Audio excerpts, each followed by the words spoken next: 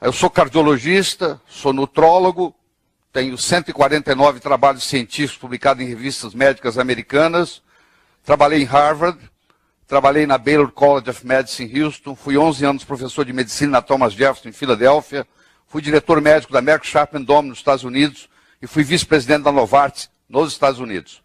Tive a oportunidade de lecionar medicina em 22 países como professor convidado, escrevi 35 livros de motivacional e hoje eu estou passando da área motivacional, voltando para a medicina, dando aula para médicos.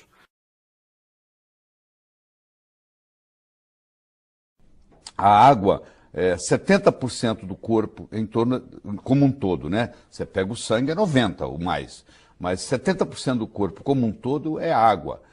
É o nutriente mais abundante que existe no corpo. E nós, na medicina, damos muito pouca bola para isso. O médico, em geral, não entende de água. Ele pensa que a água, o importante da água é ser pura. Isso é uma das características. Existem 4 outras tão importantes quanto, ou talvez até mais. Por exemplo, o pH, que nós acabamos de dizer, quanto mais, mais alto for o pH da água, melhor.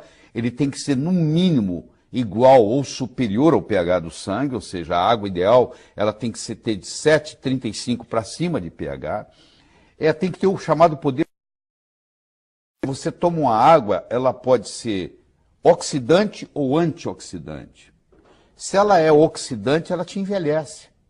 Mesmo ela sendo... Você diz, mas é água, mas não interessa. Se ela tiver o ORP, que a gente chama, acima de 400, porque, por exemplo, se você tomar uma água de torneira hoje no Brasil, ela tem um ORP acima de 400, aquilo ali é uma água oxidante. O que é o ORP? O ORP é o poder de oxidação dela. Ela tem que ser mais redutora e menos oxidante. Como é que a gente examina isso? Existe um aparelho, um probo que você coloca dentro da água e isso mede, imediatamente te dá quanto que é o ORP.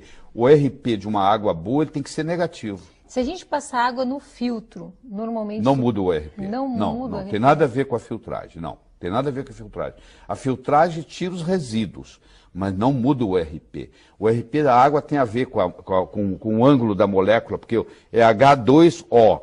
Então, o ângulo do hidrogênio faz uma diferença, entendeu? E hoje existem aparelhos, eu inclusive busquei um meu em Hong Kong, fui buscar um para minha casa, onde você pega a água de torneira, passa por esses chamados ionizadores, e quando sai do outro lado, sai uma água não só com pH de 10, mas sai com um poder de redução de menos 200. Quer dizer, essa é a parte boa da coisa, ele se torna um antioxidante. É como se você estivesse ingerindo um antioxidante. Mas tem outras coisas muito importantes. Por exemplo, a condutibilidade da água faz uma diferença enorme. Se você fala assim, eu vou levantar minha mão, levantar meu braço. Quando você dá o comando para levantar o braço, existe uma ordem no cérebro que caminha até os músculos.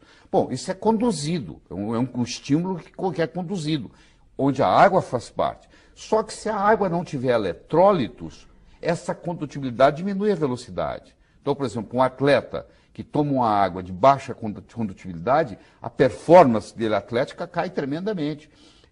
Vou dar um exemplo de uma água de baixa condutibilidade. Toda água que for por osmose reversa, as pessoas me perguntam, o que eu faço com o meu filtro de osmose reversa? Joga ele fora, ou dá para o inimigo.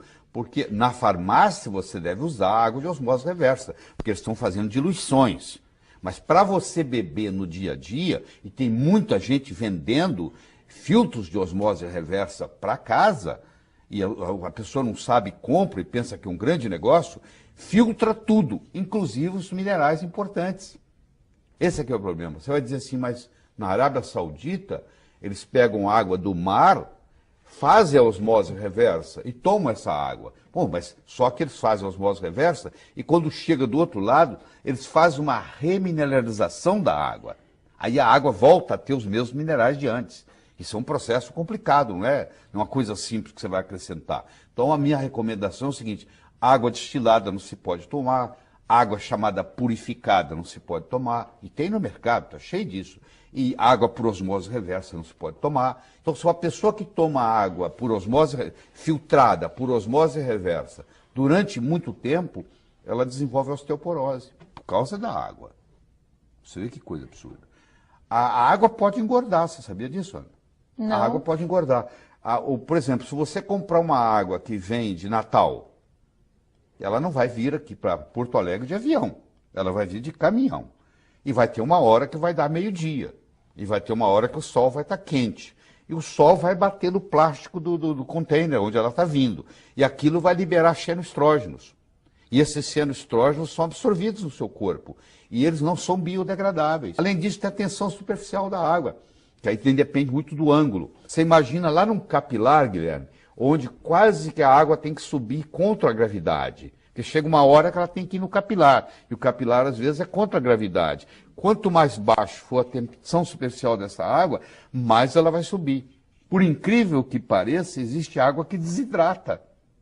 Olha que paradoxo. Porque a tensão superficial dela é tão alta que, ao invés dela contribuir para a hidratação, ela puxa o que está lá.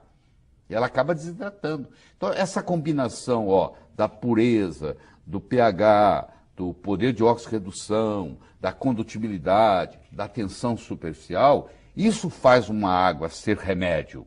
Existe um hospital em Tóquio, no Japão, onde o tratamento é feito com água. A pessoa está com câncer, ela interna, o único remédio que eles dão é o chamado Kangen. O telespectador pode entrar no YouTube, digitar Kangen, Kangen Water, e ele vai ter lá uns 20 filmes importantes no YouTube explicando o que é uma água medicinal, do ponto de vista científico. Então eles não precisam dar remédio, eles curam porque o pH é alto, a condutibilidade é boa, a tensão superficial é baixa, o ORP é negativo, aí você está tomando uma água que é remédio.